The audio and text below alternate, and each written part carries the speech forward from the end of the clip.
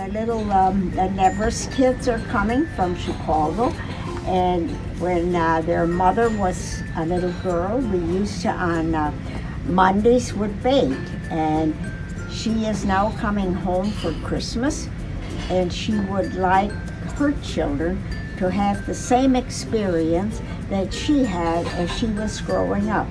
So on Thursday, after Christmas, they're coming over and we're going to make butterhorns. And right now I'm finding the recipes for butterhorns.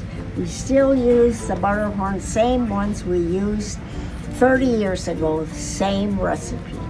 And I'm looking forward to rolling with the children. And then we frost them, and of course they have to taste the frosting before we can use it. So everybody has their fingers in tasting the frosting, which we're going to put on after they're baked. This with your finger, take this up, both of them. They're a little close together. Yeah. All right, yep, that a girl. Put it right in here. Hold on. Check your sides. You have to be nice. Okay, now take this with your finger. Now take this up.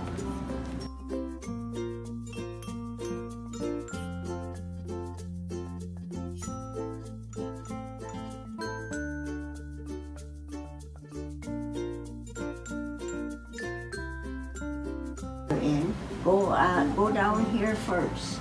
Oh, you just said it. Oh, this looks so good. Don't put too much on. Just a little bit. Molly, dab like we dabbed the, yeah, It's hard, they're so tiny. kind of smear them a little bit too. I'm here.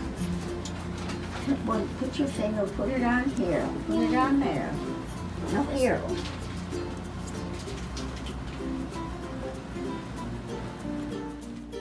Brooke, what did you enjoy most about baking with Grandma Dorothy? Baking the cookies and making the frosting for the butterhorns. For the butterhorns?